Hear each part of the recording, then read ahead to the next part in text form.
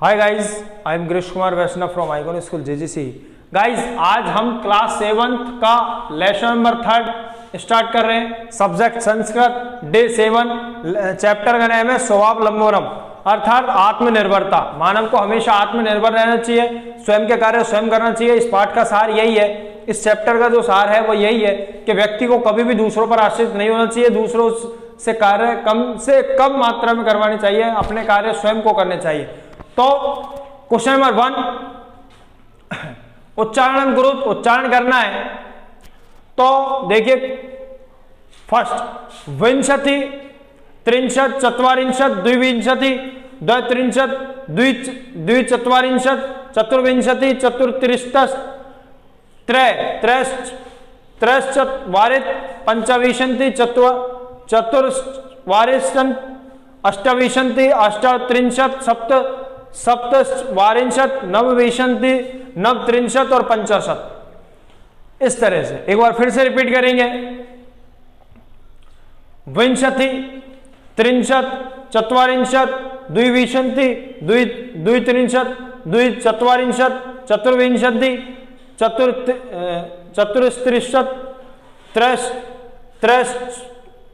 त्रयश्चत्वारिंशत्, पंचविंशति, चतुर्वारिंशत्, अष्टविंशति, अष्टत्रिंशत्, सप्तचत्वारिंशत्, नवविंशति, नवत्रिंशत् और 65।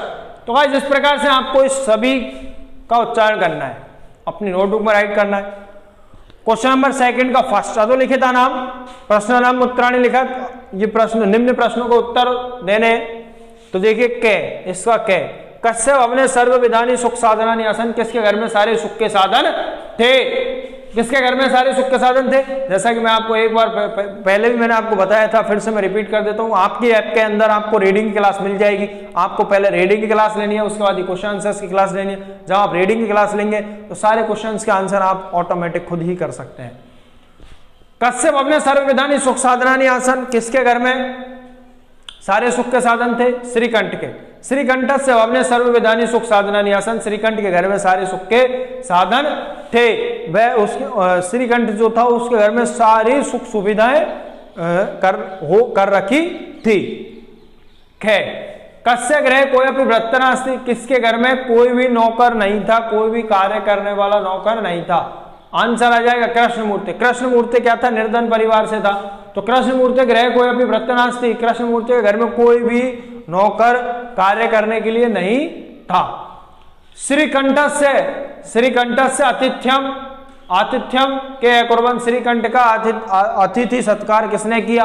तो श्रीकंठ से अतिथ्यम कृष्णमूर्ति तस्य माता पिता चय कुर्बन, श्रीकंठ का अतिथि सत्कार कृष्णमूर्ति और उनके माता पिता ने क्या, किसने किया?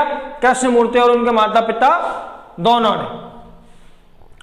गै, सर्वदा कुत्र सुखम, सर्वदा कुत्र सुखम, हमेशा सुख कहां पर मिलता है, हमेशा सुख कहां है? तो स्वावलंब बने सर्वदा सुखम, स्वावलंब बने आत्मनिर्भरता में।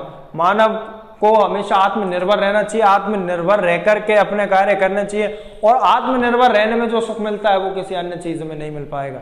तो गाइस देखिए, श्रीकंठ कृष्णमूर्ति गृहम कदा आगच्छत्, श्रीकंठ कृष्णमूर्ति गृहम कदा आगच्छत्, श्रीकंठ के घर, वो श्रीकंठ कृष्णमूर्ति के घर कब गए? श्रीकंठ कृष्णमूर्ति के घर कब गए? श्रीकंठ कृष्णमूर्ति गृहम प्रातः 9 वादन आगच्छत्, प्रातः 9 बजे। श्रीकंठ कृष्णमूर्ति घर कब गए? श्रीकंठ कृष्णमूर्ति के घर प्रातः 9 वादनम आगच्छत्, अर्थात प्रातः 9 बजे।